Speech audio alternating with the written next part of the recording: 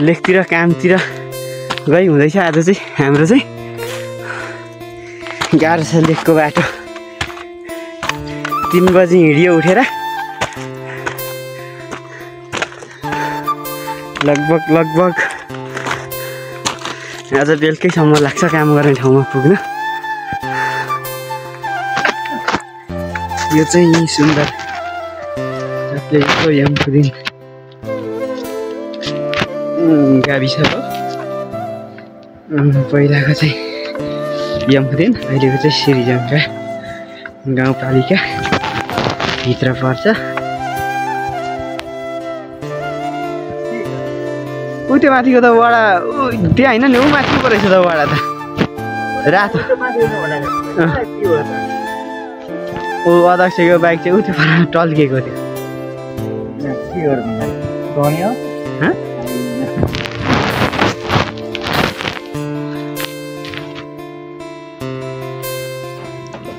यमफुदिनतिर गाउँघरमा चाहिँ यस्तो फुलहरू रोपेर घर सडक सजाइएको हुन्छ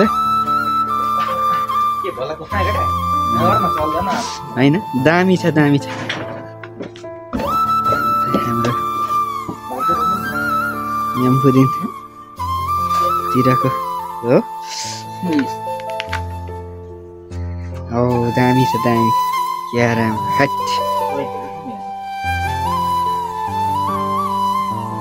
यो चाहिँ यमफुदिनको सामे खाम के पो भन्छ यो एरिया हो नि। यो सामे खामै हो। हामी चाहिँ आएको चाहिँ ऊ परको डाँडाको साइडको गहिरोबाट उताबाट है।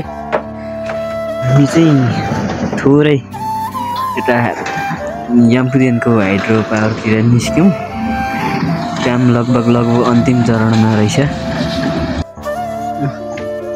हो साह्रै नै मनमोहकै छ यो खालको फुल चाहिँ मैले देखेको थिइनँ।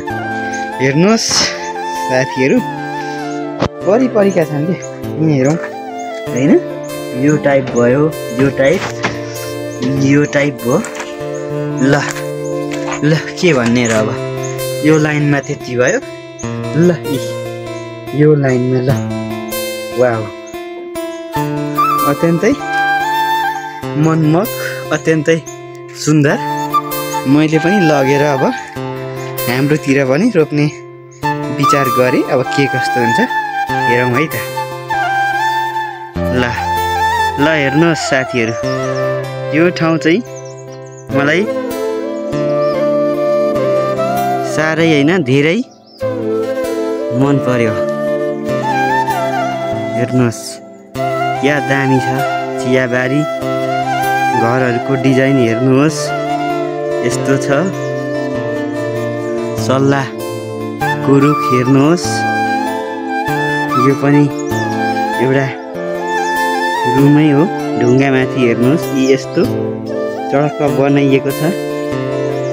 यो चाहिँ हाम्रो ताप्लेजुङको श्रीजङ्गा गाउँपालिका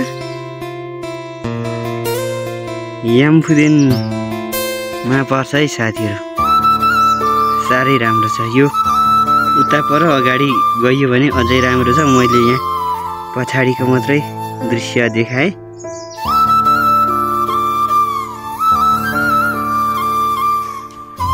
के गर्नु हो साथी हो, पैसाको लागि दुःख गर्नै पर्यो। गाह्रो छ नि।